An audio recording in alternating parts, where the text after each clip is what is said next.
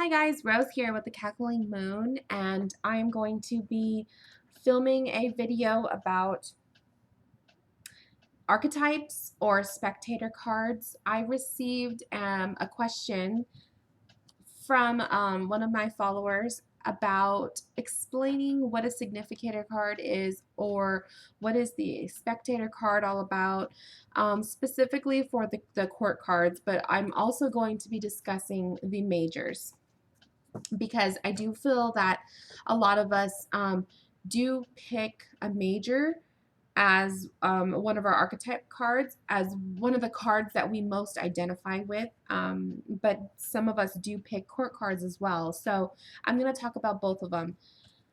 Because we're going to be focusing mostly on the court cards, I'm just going to do a brief discussion of the majors. So the major arcana are the 21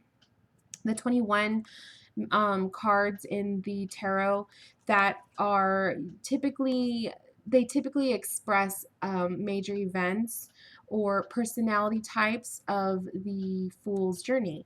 And so you'll have a bunch of different a bunch of different experiences, a bunch of different personality types, and a lot of us will naturally gravitate towards a specific card. So I'm going to pull mine for you to show you. So the card that I most identified with was the moon, or is the moon, and it still is. And I'm going to explain why. So when I started my personal journey with the tarot and my spiritual journey, a lot of it took place in the nighttime. I spent a lot of my daytime working two jobs. And so at night, I would come home and relax in my bedroom, which was my, my solitary, my sacred space.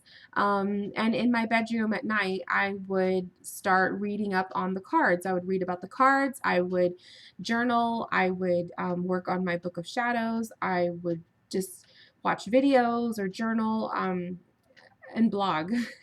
And so that is why I feel the moon card really, I really identify with the moon card because of this.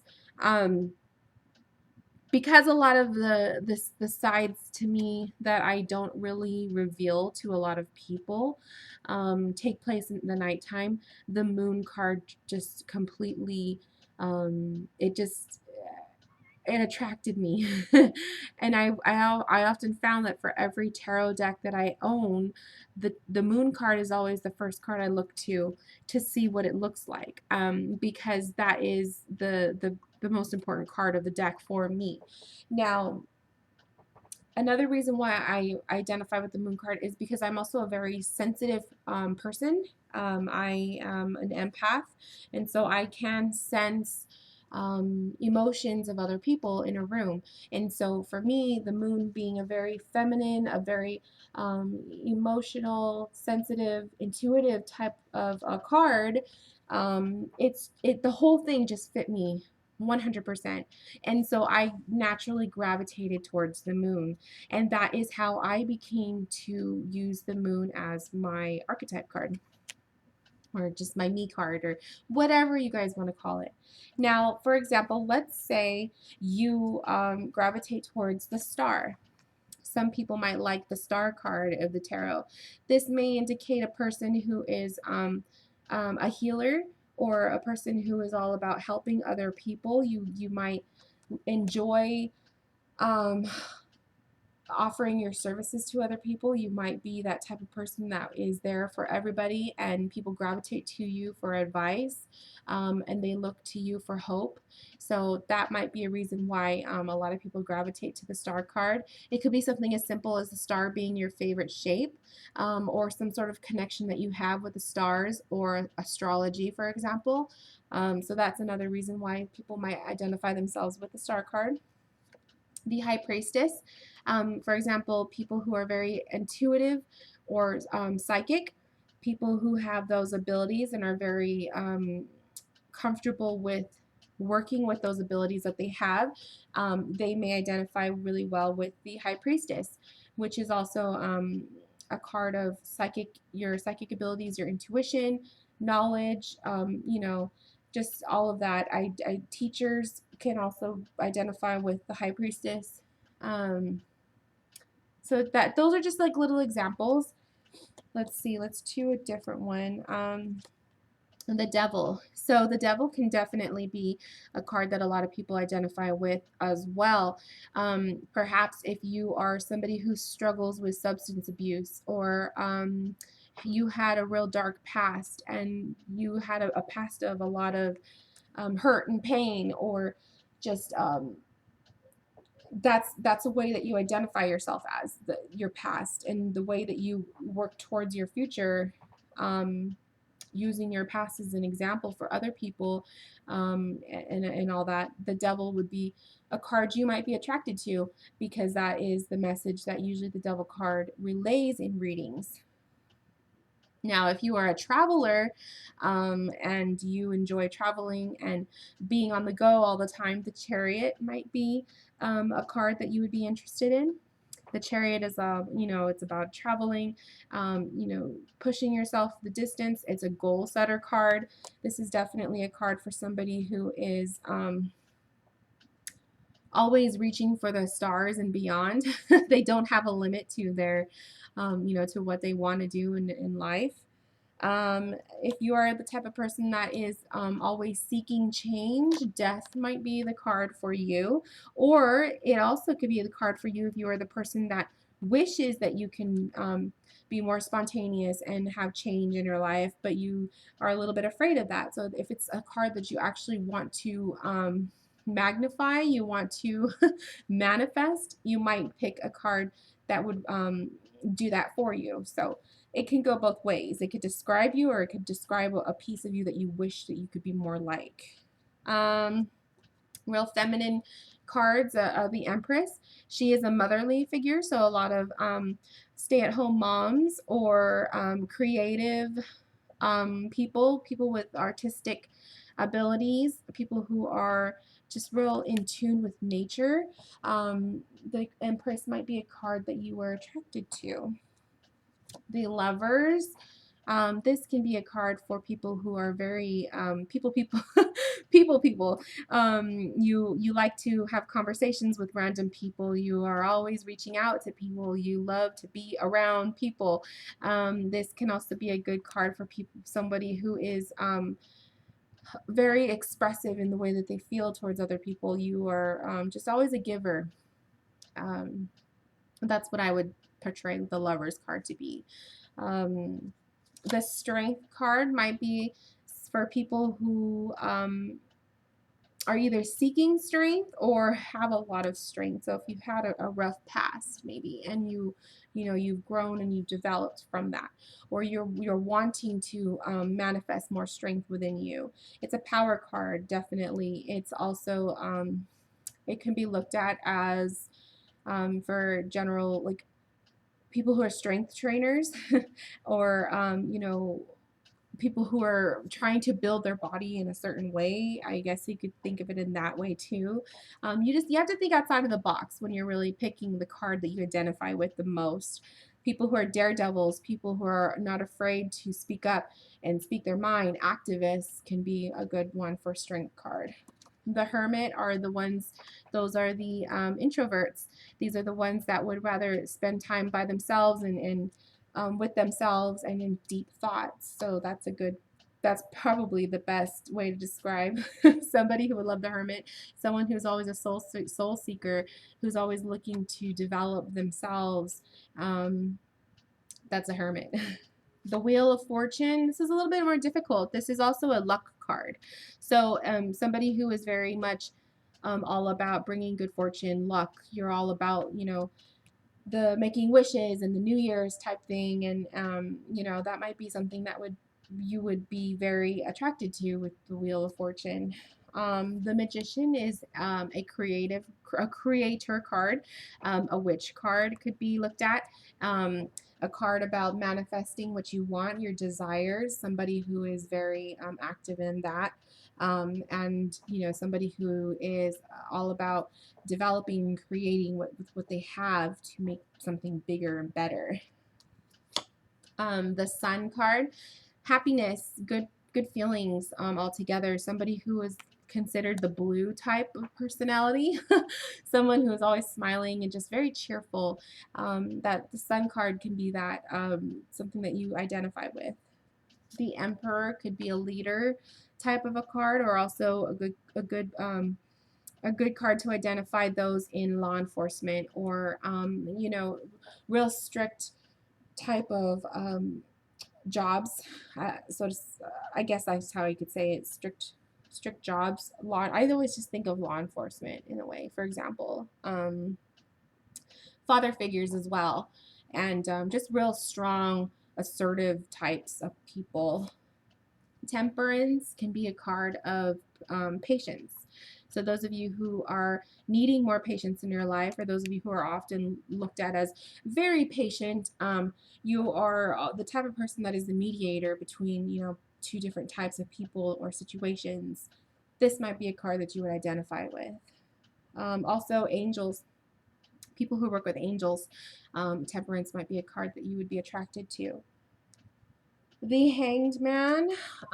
These can be more of the sloth-like people, the people who are more easygoing and kind of go with the flow type people. People who are not quick to feel the need to make decisions and act on it. I just think of the Hanged Man as somebody who likes to just kind of go with the flow, like I said, deal with it as it comes type of a person. Judgment. This can be somebody who is quite hard on themselves, or you feel like you're constantly striving for perfection, striving to be the best of the best. Judgment is a little bit more difficult. I usually have a difficult time describing what type of a person would find this card as their archetype. If anyone has any ideas or any input, please let me know in the comment section. I would love to hear your ideas and your opinions.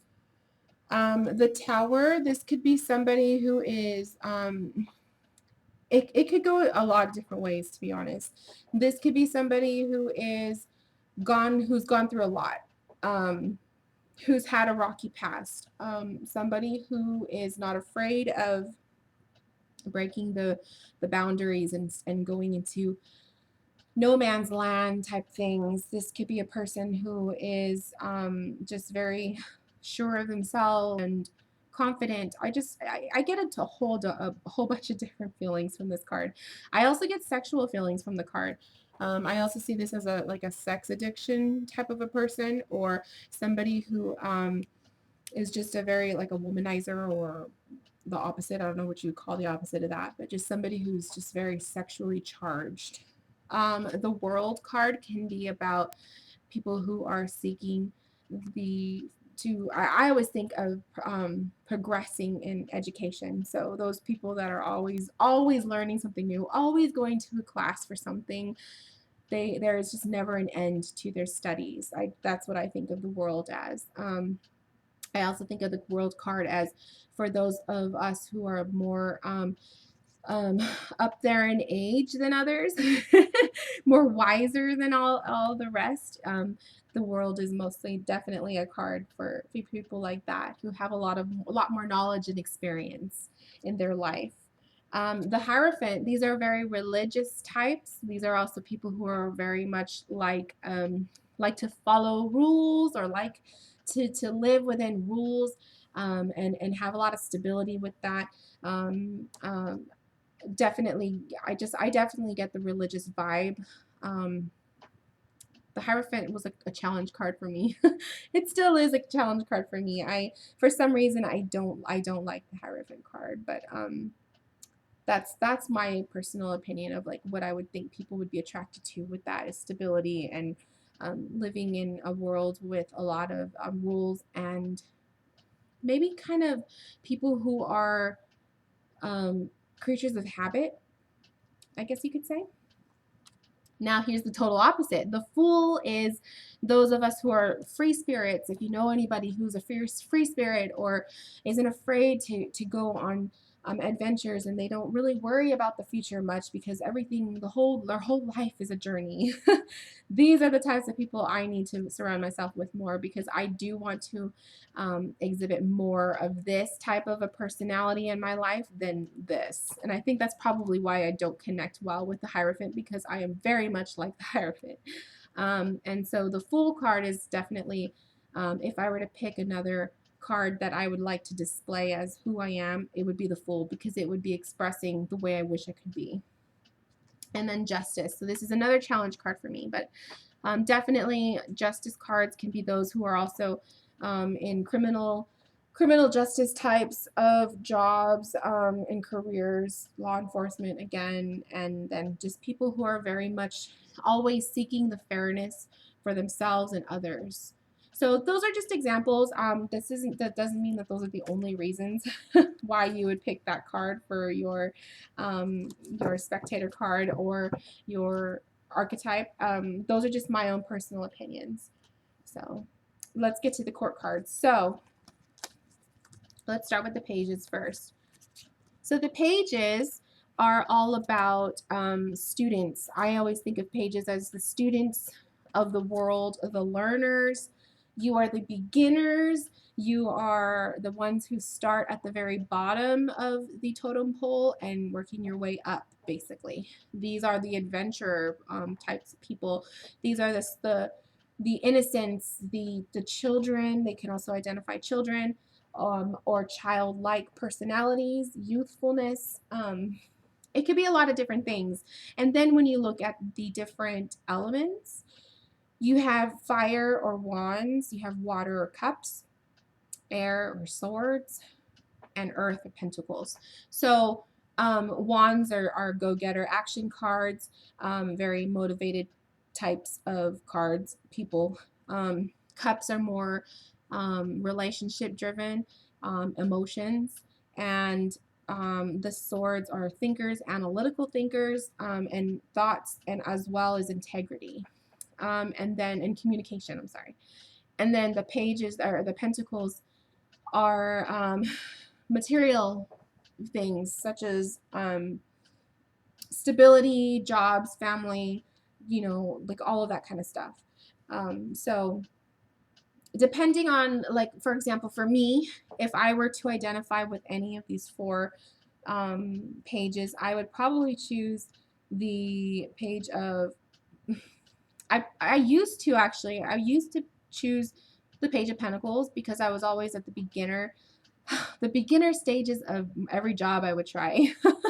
I was never working my way up. And so until recently, within the last year, I started finally getting promotions. And so I was always identifying as the page of Pentacles, always seeking another job, seeking for the future, looking for something better. And I'm also a creative person, so I would kind of like find myself in that boat. But those are the pages. So if you guys are students, learners, youthful personalities, whatnot, pages might be something that is attractive to you. Then we have the knights. And the knights are all about young adult, I guess you could say. The teenagers, maybe. They could be teenagers going into adulthood. I like to think of it as like your 20s to 30s age range. My age range, if you want to think of it as that. I also think of the knights as young males, but they can also be young females as well. Doesn't mean that you have to identify it with just one sex, but in readings, often the knights, especially the Knight of Pentacles, I always resemble as my husband. But they are, I always think of them as young males and whatnot. So it's just preference, what you think. If you identify with these, you are more of a, you're ready for a challenge, or you're seeking to, like the Knight of Swords, he's ready for battle. He's not taking bullshit from nobody. And then you have like the Knight of Cups, who's a little bit more of a thinker. He's a little bit more of a soft soul. And then you have the Knight of Pentacles. He's probably very careful with his money and spending habits. He's also more realistic in his thoughts than probably the Knight of Swords, who is probably quick to action and doesn't think about what he's going to do. He just acts on it. And then you have the Knight of Wands. It was also battled and ready to go for battle, but is just kind of waiting for the okay. So he's a little bit more cautious, I guess you could say, than the Knight of Swords, but definitely the Knight of Cups and the Knight of Pentacles are the more I would say cautious type of a person. So it's just, you guys just have to think about it. If you are always attracted to a Knight card, you probably the type of person who is like I said, in that age range, you are either stepping into adulthood or you are in adulthood, but you feel like you don't identify with the older crowd. You're still like kind of in limbo between your young adolescent years and then your adult years. You're just stuck in the middle. And it's actually a good card for experimentation. Then we have the queens. And the queens are bitches. They are just downright kick-ass feminine women. They are just the epitome of what you want to be, what you strive to be like, from a female perspective. So the Queen of Cups is motherly. She is tender. She is a nurturer. Then you have the Queen of Wands, who is probably more the person you would go to for advice on advice for maybe goals or a job interview you might want to speak with her about. She's might be the wise one to give you kind of the action and advice on that. And then the Queen of Swords is steel. I always think of her as the steel tongue. Like, she doesn't take shit from nobody. She's the ultimate what would the word be, matriarch. I definitely would love to someday take on the essence of the Queen of Swords. If there was any queen I would like to be like, it would probably be the Queen of Swords, because my personality isn't the type to be quick to answer arguments. I'm a little bit more like the Queen of Cups with maybe a mix of Queen of Cups and Pentacles, more of a nurturer type, and a little bit more soft-hearted, but this is a bitch. And I mean that in a respectful manner. She's not afraid to speak her words, and she doesn't care. And then you have the Queen of Pentacles. Like I said, she's another nurture card. I think of the Queen of Pentacles as a mother card also. Pregnancy. I always think of pregnancy when I look at the Queen of Pentacles. I love the fact that I just get that feeling from her. So that's another reason I identify with the card too, because I do feel like if I had to pick between the two, I might be leaning more towards the Queen of Pentacles than the Queen of Cups. I used to identify full on with the Queen of Cups, but it's since been changing. And then last but not least, you have your kings. These are the ultimate males, just like the queens are the ultimate females. These are the men. These are the ultimate rulers. They know everything. They know all. They are not afraid to stand their ground and protect people and blah, blah, blah, blah, blah. So for this person who particularly asked me this question, you wanted to know about the King of Pentacles, why you